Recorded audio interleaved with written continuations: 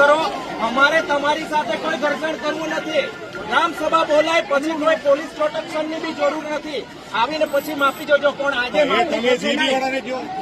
જીબીવાળાને અમે એટલી વાત જીબીવાળાને અમે એ જ કહે છે કે તમને ગૌવાળાની જમીન આપી ક્યાં જાવ ને। અમારે તમારી સાથે કોઈ ઘર્ષણ કરવું નથી। અમે કલેક્ટરશ્રીને પણ એક જ રજૂઆત કરી છે કે પહેલા ગ્રામસભા બોલાવો, કારણ કે આ જગ્યા શેના ઉપયોગ માટે લેવાના છે તમને ખબર છે? શેના ઉપયોગ માટે લેવાના છે બસ અમને નથી ખબર। તો ગ્રામસભા બોલાવીને અમને કહો કે તમે શેના ઉપયોગ માટે જમીન લેવાના છો એ જીબીવાળા જાણે। અમે પોલીસ પ્રોટેક્શનમાં છો, તમે અમારા રક્ષણ માટે છો, તમે કાયદો વ્યવસ્થા જાણો છો। તમે પૈસા એક હેઠળ ગ્રામસભા બોલાવો, ગ્રામજનોને કે તમે શેના માટે જમીન લેવાના, એના પછી જ અમે તમને માપણી કરવા દઈશું, પણ તમને અમે ઘૂસવા દઈશું નહીં।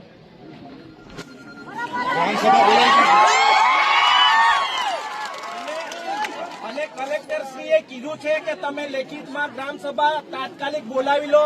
અમે એના માટે આજે અરજી આપવાના હતા અને સવારથી તમે અહીંયા આવી ગયા છો। અમે અરજી આપીશું, એના પછી તમે ગ્રામજનોને સમજાવો, કારણ કે તમે ચોરની જેમ ગમે ત્યારે આવી રીતે પોલીસ પ્રોટેક્શન લઈને ઘૂસવા આવી જાય એ થોડું ચાલે। એ વાત સાચી।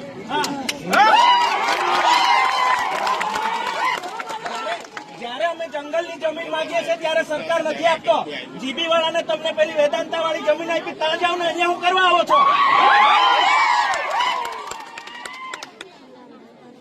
અને ફોરેસ્ટ વાળા તે બી સાંભળી લે, 1980 પછી આ ફોરેસ્ટ એક્ટ લાગેલો છે, એના પહેલા અમારા મા બાપ પૂર્વજોએ આ જંગલ જમીન સાચવેલી છે, એટલે એ લોકોના બાપની નથી।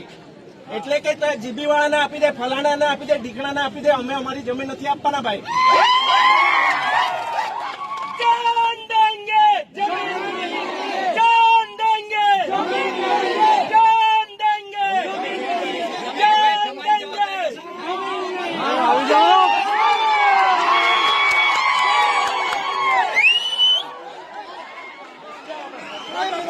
ભોજા